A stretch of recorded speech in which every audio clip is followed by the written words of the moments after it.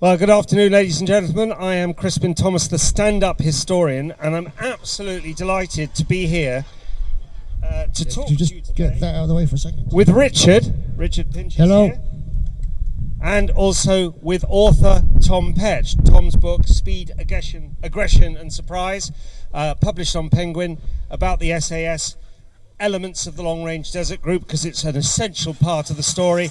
And Richard, the lone rat, probably the most experienced man of the desert in the UK. Oh my lord, I can't live up to that.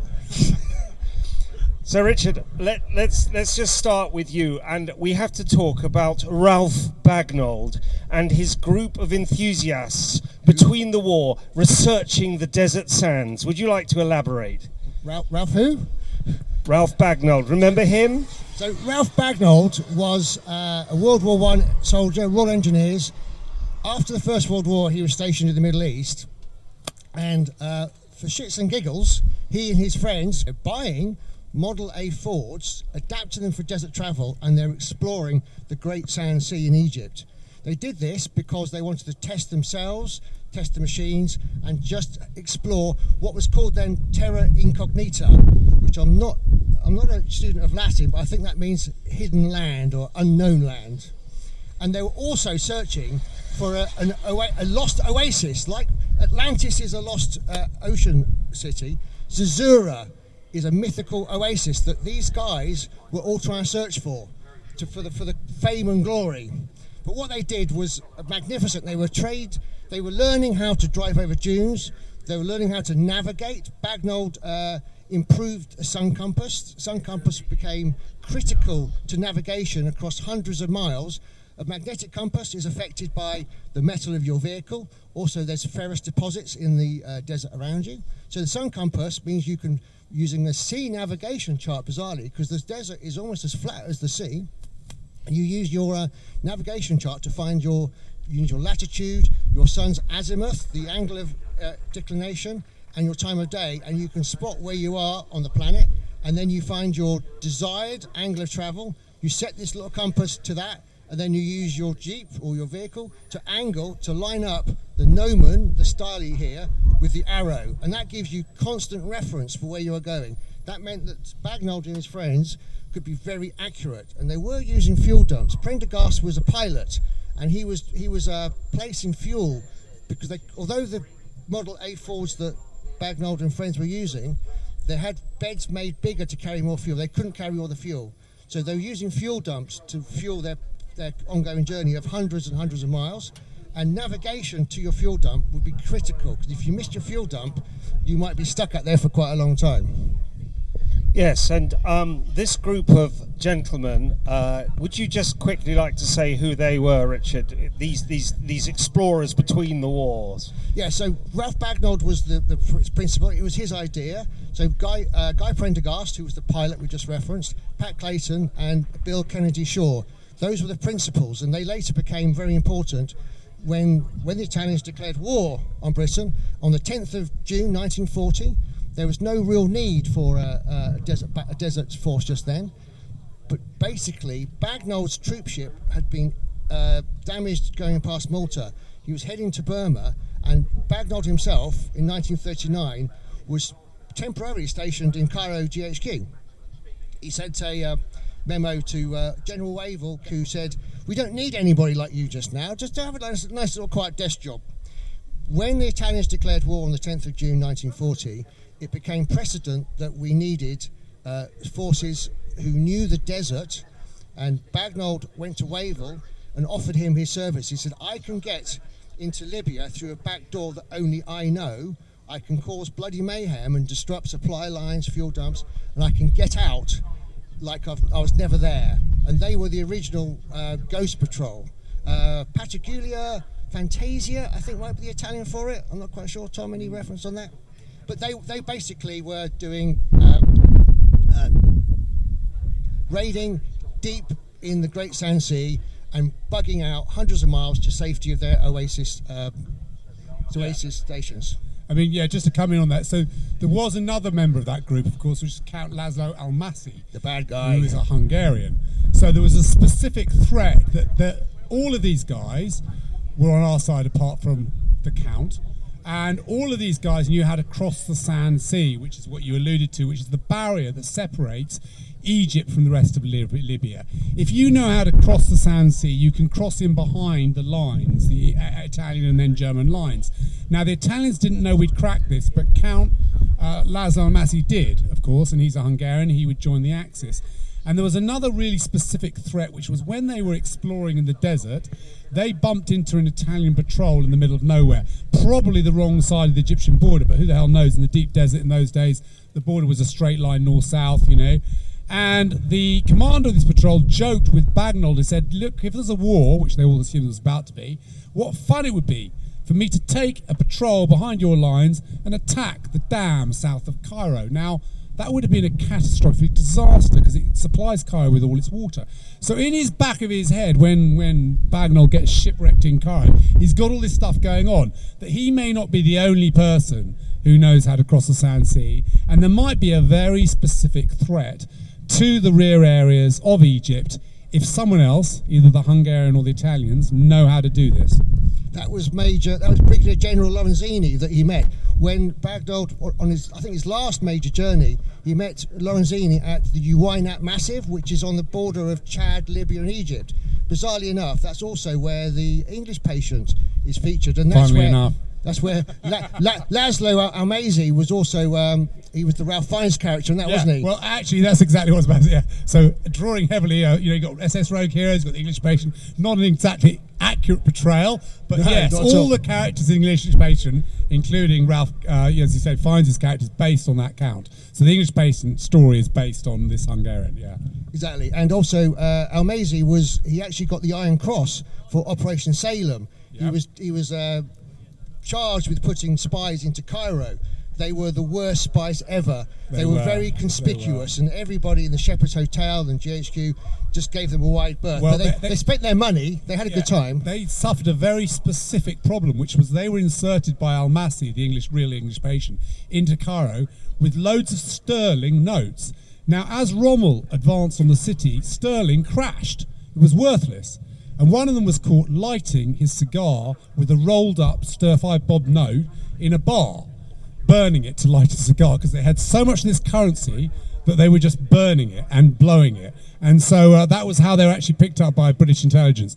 He thought, this is a very odd guy lighting his cigar with a rolled up 5-bob note. He might be a spy. Yeah, that's a great story, yeah. So Laszlo, he's still got his Iron Cross for that, though. Yeah. We're going to talk a bit more about LRDG. Well, creation of LRDG, yeah? Exactly. So, as you just said, when the Italians had the potential threat of bombing the Aswan Dam, General Wavell gave a talisman to Bagnold to get whatever he wants. So the talisman said, whatever Major Bagnold wants, Major Bagnold gets. This was in June 1940, wasn't it? Exactly. As the Battle of Britain raged, Bagnold was formally elected. Didn't Wavell give him 6 weeks to come up with a troop? 6 weeks, and he succeeded in 6 weeks. And obviously, the first troopers were New Zealand troops. Yeah, because they were used to farming, weren't they? They were tough farmers. They were tough. They were used to outside, used to sunshine, and they were used to working with machinery. So they were perfect choice to work with the trucks and the vehicles that were the original. It was the long-range patrol to start off with. It only became the long-range desert group slightly later. And Richard, just explain to us the machinery that they would be using at the time, because the Jeeps hadn't come to the fore at this time, hadn't they? They were using Ford 800 weights to start off with. They did experiment with loads of different trucks. They experimented with four-wheel drive trucks as well. You might imagine going over sand. Four-wheel drive is quite a good thing, but no, in actual fact, too mechanically complicated, too many parts to go wrong, and heavy on fuel. So they ended up, the perfect truck was the 30 weight, the Chevrolet, which is the famous big grille at the front. It was only later that the Jeeps became involved. They were using Ford command vehicles, but actually when the SAS, they started in July 1941, when the SAS started using Jeeps and were disposing of them, it's only then that LRDG started to think, that'd be a really good command vehicle, small and light, we'll use that. Yeah, I mean, so yeah, that's exactly right. So just to talk about because from the Special Forces perspective, what was interesting about the creation of the LRDG was it would be replicated later in the creation of the SAS, in that Bagnall faced a lot of resistance with his ideas of creating a desert reconnaissance force. And initially his idea was a reconnaissance force. He wanted to put scout car patrols out, which we'd had in the First World War. He wanted to replicate that idea, send them out into the south, beyond the Sand Sea, to see if the Italians were going to come round our rear. And when he got into Wavell's office, Wavell said, well, what happens if you don't find any Italians out there? To which Bagnall thought on his feet, went, what about some piracy on the high desert? Now that's what triggered Wavell's interest, because he went, that's exactly what I need. I need a raiding force that can get round behind the Italians and start to carry out pinprick raids on them. Because at the same time, Wavell was thinking about how to deceive the Italians about the size of his forces, because he didn't have very many troops, and he thought these guys appearing behind their lines out of nowhere might make them think, the Italians think, that we got more troops than we actually have. Again, you know, it's the psychological effect as well, not the physical effect of the damage, but the psychological effect that the Axis were feared that these guys could come out of nowhere at any time. Yeah, and then I think we can go to the first, I would say, in my personal opinion, the first and most important Special Forces raid by the British forces was the Mazurk raid, I would argue. Exactly, in Fezzan, yeah, that's T-Patrol. That was a brilliant raid. That went off very well. But as we all know, unfortunately, they got spotted by the Auto-Saharans, the Italian equivalent, and they got attacked badly at Jebel Sharif. Now, there's quite a big story here at Jebel Sharif. Those Chevrolet trucks are still there. There was a New Zealand trooper called Ronald Moore. He and three others, guardsmen and one captured Italian, they decided not to walk west to the Italian safety, well, to Italian front lines. He decided to walk 300 miles east to the nearest oasis. It's known, basically, a couple of the guys dropped out, they were injured. Ronald Moore was injured himself. He was barefooted. He had shrapnel in his foot. He had between them, they had a 2-gallon of water and I think half a jar of jam. And he even had his Thompson machine gun. Ronald Moore refused to give up his Thompson, but eventually it was too heavy to carry. He made it 210 miles. One of the guys, Alfred Teague, who'd been dropped out, a French patrol found him. Alfred was able to say the direction that the others were travelling in, and they picked Ronald Moore up when he was 80 miles away from his target. I think that's about 2 days' travel. This is after many days' travel. He was actually really annoyed at being picked up. He wanted to make the whole thing by himself. And this, I believe, is a story of resistance to Stoicism still told to the SAS, is that right? Yeah, well, I think you're exactly right. I think the importance of this story is it's the first, there's several things going on here. The first thing is Mazurk, which is the airfield they first went to attack, is over 1,000 miles from Egypt, from the Egyptian home territory. So this is a long-range penetration of 1,000 miles to attack an airfield and then loop back round, and then, as you're saying, Pat Clayton and his patrol ran into trouble on the approach back to Kufra, which is the main oasis. But it illustrated to everybody that this was possible. And also it scared the bejesus out of the Italians. They thought, where the hell have this lot come from? And I think Pat Clayton and that patrol included G Patrol. Now, G stands for guards, because they'd recruited guards officers by now. And the SS to this day have a squadron which is called G Squadron. And the reason we have a G Squadron is because the guard squadron is an important part of the SS, and it traces its history straight back to this patrol, G Patrol, commanded by Michael Crichton Stewart. Yeah, is that right? I believe so, yeah. So just go back to Mazurk. The Italians came out to meet the LIDG thinking they were friendly because they were so surprised. They had a 20mm Beretta gun on them, and unfortunately they shot a officer's car entering the fort, and they sadly killed the officer and his wife and 2 children, which actually did affect the troopers. They didn't want to shoot innocents at this point. But yeah, Pat Clayton got captured, I think, didn't he, there as well? But I think Pat Clayton, in a way, is sort of the Jock Lewis of the story, who's one of the founders of the SS, in that had he survived, he probably would have gone on to be 2IC all the way, absolutely. All the way, commanded the unit. He was a legendary troop commander, or a legendary commander. And you can see there's a template here. This is before Sterling's even entered the frame. You know, there's a template here for an operating force behind enemy lines. Yeah, so the interesting thing is the LRDG were aimed at behind the lines attack, but one of the most important things they did was a thing called Road Watch. Richard, do you want to talk about Road Watch? Yeah, so Road Watch. So in sort of before the first battle of El Alamein, there was a very critical thing that the LIDG did that was called Road Watch, as Crispin said.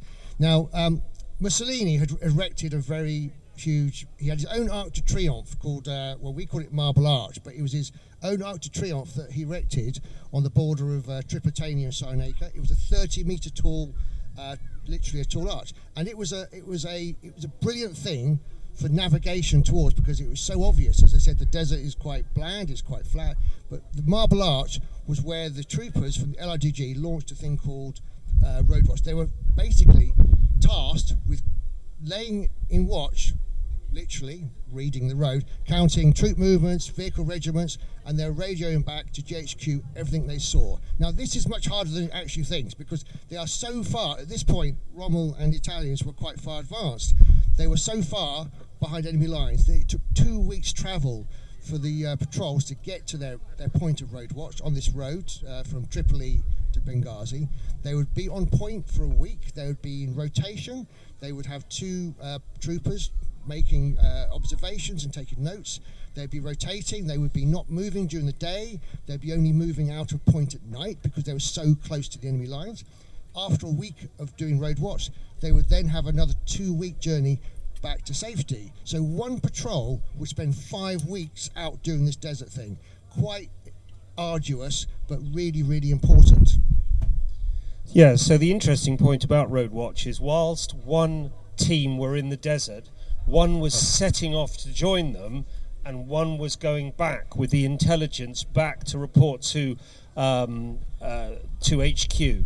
Now, Tom, what was the importance of the intelligence that the LRDG came up with? Why, with the spotting of these trucks and everything, was it so important?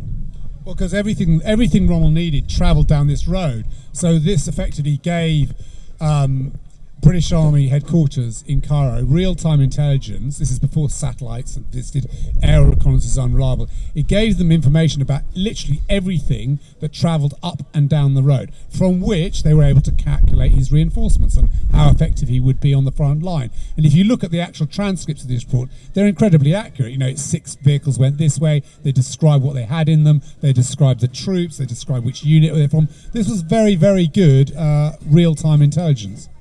The fact is that the way to beat Rommel in the desert was to obviously cut off his supply lines. Enormously important that the British strangled Rommel's fuels supplies, the food supplies, because they had an enormous, if you like, supply line to cover on the roads. And the LRDG were absolutely crucial in providing the intelligence of what was going back and forward at the time, and this is why the Road Watch program was so important. But Richard, once the Road Watch program had been established, was that the main focus of the LRDG?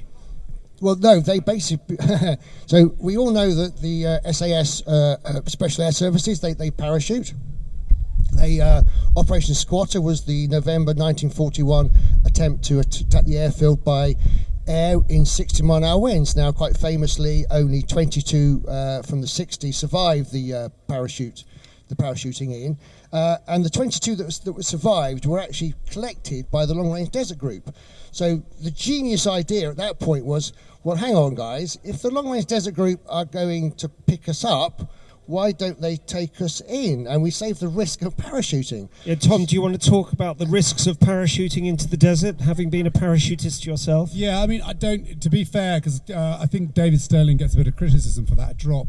You don't jump at 30, but someone were dragged across the desert. I mean, you know, Paddy Maine's best friend Ian McGonigal disappeared. You know, they were broken backs. Some people left in the desert with pistols and water. It was dreadful, but I don't think they really comprehended what that drop would look like on the ground. Nowadays, you just wouldn't drop, but they didn't know that. And the other thing was, there was a lot of resistance to the creation of the SAS, just as there was resistance to the creation of the LRDG, actually. And it was always about proving to headquarters that this was viable. If you pulled out of an operation that had been ordered, then obviously the chances are you might not get another shot at it. So there was always that risk. So they, en masse, decided to go and do this drop, which was a disaster, but led to them linking up with the LRDG. So is it true that they were given the chance, go, no go? And obviously most of these commanders were ex-slave force. They'd all been training very, very hard. They hadn't seen proper action, and they were desperate to get their blood wet, basically. Yeah, I mean, the story goes the RAF on the airfield advised they shouldn't go, and there was a discussion in which Sterling, Maine, Lewis and Fraser, with the officers, actually there was one more, Bonington, decided they would go. They put it to the men, and that is the story that everyone en masse decided they'd go. I don't know how much actually Sea Kings and the men got to say in that, but the officers definitely wanted to do it. So this is within November 41, wasn't it? Operation Squatter was November 1941. And the important thing about that operation, even though it was a failure, it melded the LRDG and the SAS together, didn't they, Richard? Exactly, and then forever on, we were known as either the SAS taxi service or the Libyan taxi service. And what did they call the parachutists? Yeah, parachutes. Yeah, the parachutists. LRDG called them the parashites, and David Sterling called the LRGG, what's it, Stobart, the road haulage Eddie firm? Stobart. Yeah, Eddie Stobart. Does They anybody called Eddie who know Stobart. the trucking firm they were called? There was a predecessor to Eddie Stobart. Anyway, they called them the trucking firm because It they was lived a very successful trucking company.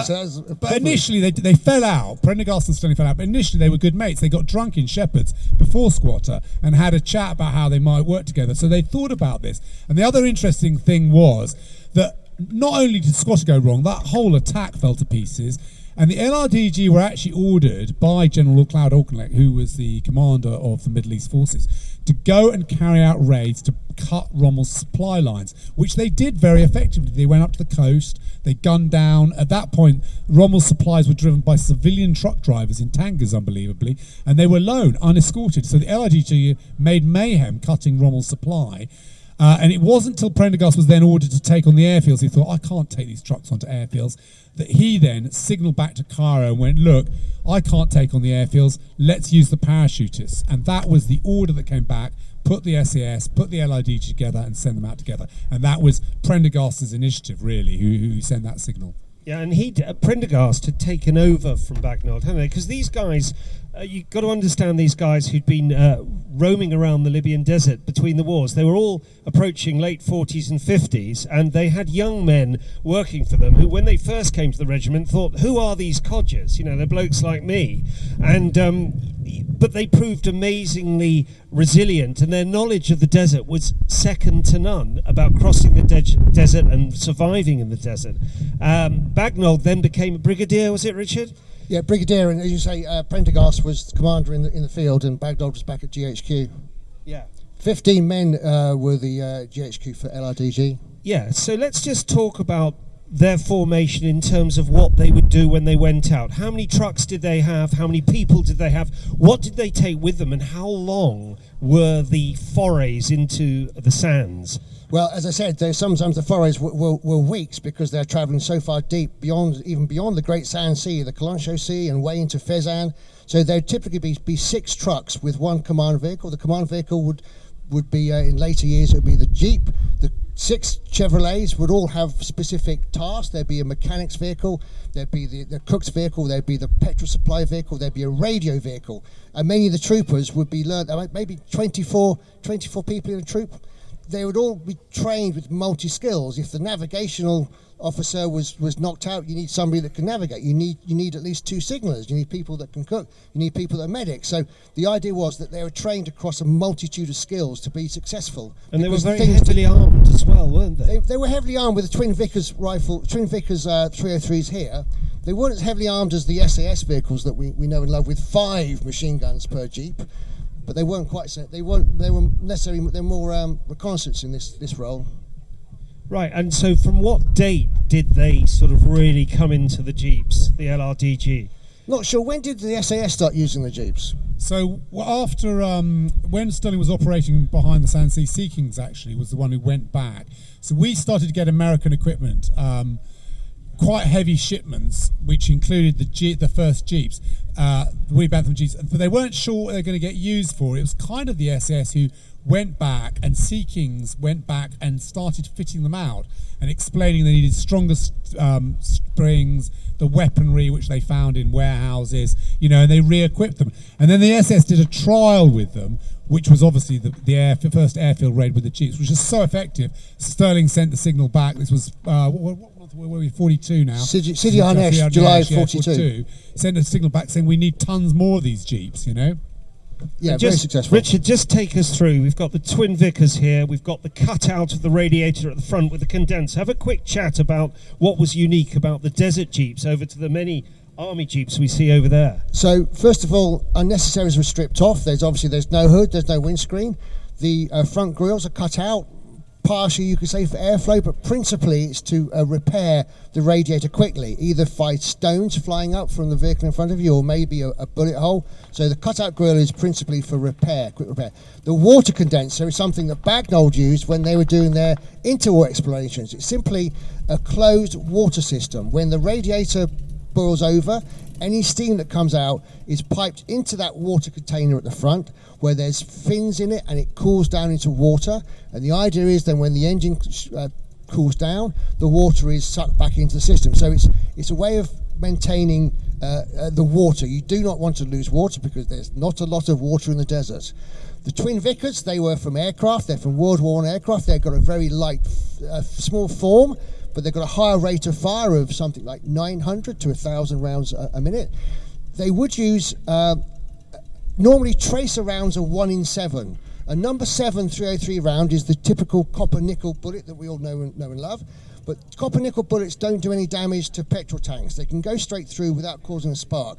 So the LRDG and the SAS were using a higher ratio of tracer rounds and incendiary rounds. So incendiary rounds are called Buckingham rounds, that's one brand, and they were phosphorus like the tracer, but they also had aluminium powder in them. So these things burn hot. So when they hit your the enemy's petrol tanks, the idea is it goes kaboom. Yeah, I mean, I think just to mention that, because the one thing about these guns, you just mentioned that, that's a very, very high rate of fire. That's an exceptionally high rate of fire. If you look over there, the Browning goes chug, chug, chug, chug. This thing goes like that. That spits out so many rounds. It enabled the SAS to get into situations and blitz their way out, which they did regularly. And on the Sidi Harnesh, the airfield raid, they just drove down it, hosing down the aircraft. It was a good innovation and very useful for special forces. As well as the lovely invention, I've got one somewhere. Could somebody throw me a Lewis bomb? The Lewis bomb, Jock Lewis, one of the originators of the SAS, he devised the Lewis bomb, which is an ingenious handmade bomb.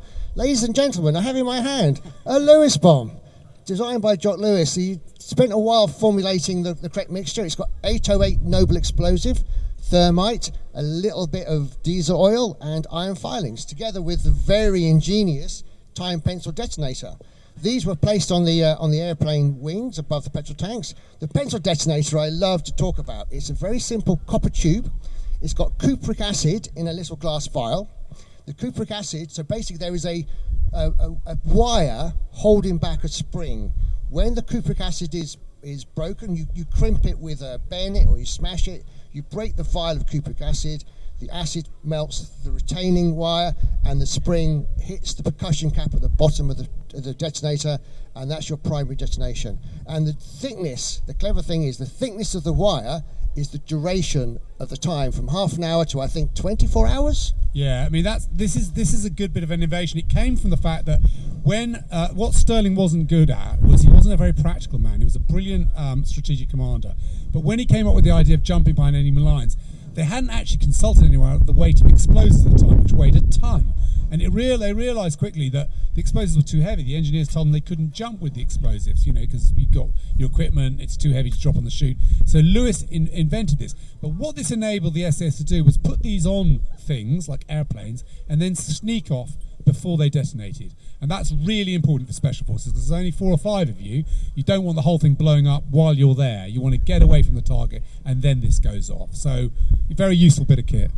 Ingenious and very, very simple. Ingenious, brilliantly ingenious. Keep it simple. Lewis guys, bomb after Jock Lewis, yeah. Are the SAS stealing the LRDG Thunder then from early 1942, Richard? So many people see what we do here and they say, "Oh, you're SAS."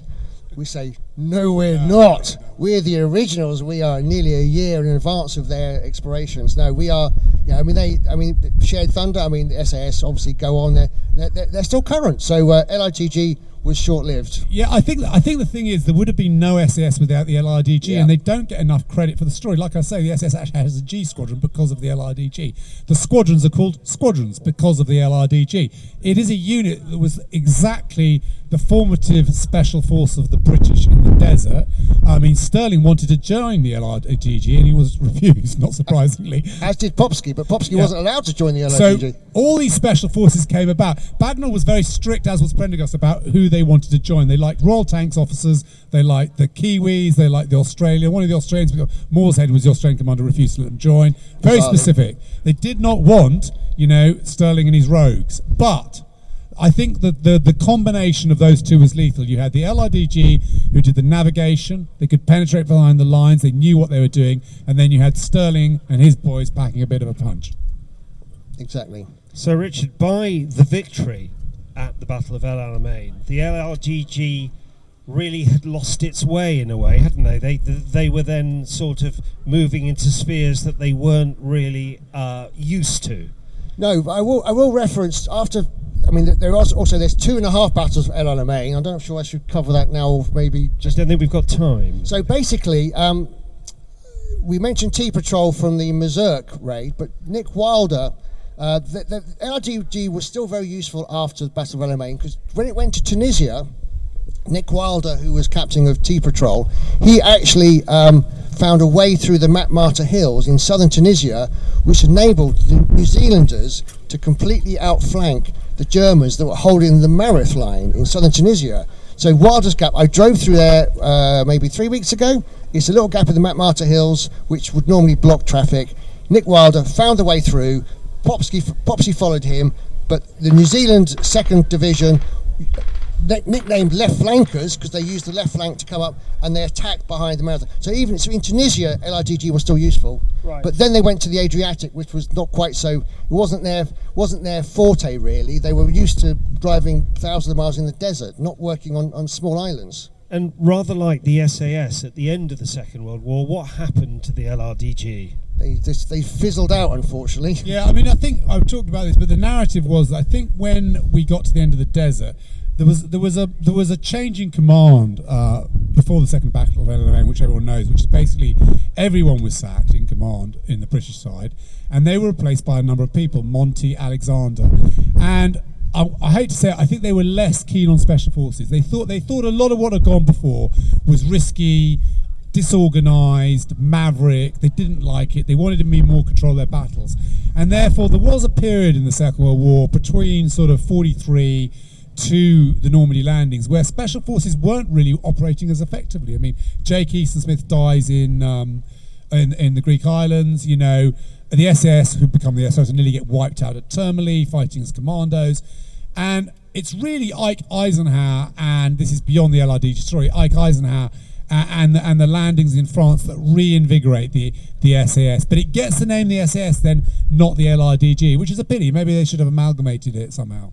And maybe for another talk, we'd love to talk about Anders Lassen and George Jellicoe with the SBS. They are very important in the SRS raiding force. So many things sprouted from that. I think that the thing about the story about the SS is everyone focuses on 1941 and the arrival of David Sterling. But the point is that was not the start of it. There were many, many special forces. They were iterating. And David Sterling would have got nowhere, and he does credit the LRDG. He'd have got nowhere without the LRDG.